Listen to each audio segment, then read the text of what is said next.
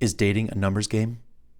To some extent, in today's world, absolutely, it is. Did the first date you ever went on turn out to be the one for you? Most likely not, right? How about the second dating prospect? The third dating prospect? How many years have you been dating and haven't found the one for you yet? Not that you have to go out on 100 dates to find the one, but by now, it might seem like you've already done that, or it seems like that, right? Don't ever feel discouraged if you find yourself going out on several dates over time to find the one. That's okay. It's par for the course. You know, like buying a house, people spend a lot of time looking at a lot of properties. In some cases, it might take years to find the right home to purchase because you're waiting for the right opportunity. There's a lot of factors. On the bright side, each date hopefully entertains you, makes you sharper, wiser in your search for the one. You learn more about yourself and what you like and don't like in a potential mate. Your confidence grows, and you experience interacting with another human being in ways you don't get to when you sit at home just wondering, when will the phone ring? I want to go out. Will someone just come and knock on my door and take me out? Doesn't work that way. They say in sales, for every 99 no's you get, you'll get one yes. Well, great. Keep selling yourself. Remember, you are the product. Going out on dates and talking to as many potential mates until you click with the one sale that turns you on and blossoms into the one for you. You know, there are so many people out there today looking for love, romance, and companionship. It's not even funny. I know there's a lot of noise about cheaters and liars and scammers and players and hard-to-please folk. Don't you focus on them. Focus on you and finding the one for you. Rest assured, there is someone out there for everyone. You know, like a product, which is you, sitting on a shelf that no one's buying or even knows about. You have to expand your advertising exposure of such product to bring more qualified buyers to you. I have a sort of a philosophy when it comes to marketing and making money in sales. And it goes like this. Exposure equals leads equals sales. You know, so many people are so caught up in making sales. We got to make sales. We got to make sales. You know what? Don't even focus on sales. Focus on exposure. How is your exposure? If it's little to none, you're not going to get any leads and you're not going to make any sales.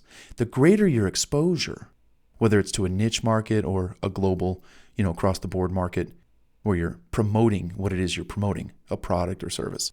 Exposure is the secret ingredient, the secret sauce. The more exposure you give yourself, the more leads you'll get, and ultimately, you'll make the sale. So, as you march along your journey of finding the one for you, keep the faith. Scan multiple profiles online if you want. Strike up conversations with multiple people with similar interests. Follow the guides and suggestions inside this book and my other relationship books. See how things turn out. Life has a weird way of working out when you least expect it. Don't waste time talking about trivial topics like the weather or what did you have for breakfast yesterday. Focus in on making the sale and selling yourself to those who interest you. Close in on what you want in someone while having fun and staying focused on your main objective, which is attracting someone to walk with you by your side throughout life. Hopefully, your dates and conversations will help provide you the answers to your questions. And keep in mind, while dating is a numbers game, those numbers and odds start to diminish a little bit as you get older. So while you're young or in the best shape of your life, or your finances are in order, or whatever makes you a hot prospect, don't squander your time thinking you have all the time in the world. You don't. There are some things you can't do when you're 50, 40, or 30 years old.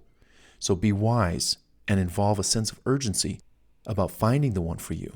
Now, if you are in your 50s, 40s, or 30s, that's a unique time as well, because there are other people going through what you're going through, so everyone's kind of instantly relatable.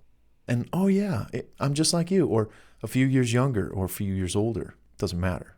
So included in that numbers game, as I spoke of, are also hundreds, thousands, even millions of people looking at the potential one for you. So don't waste time. Get on it.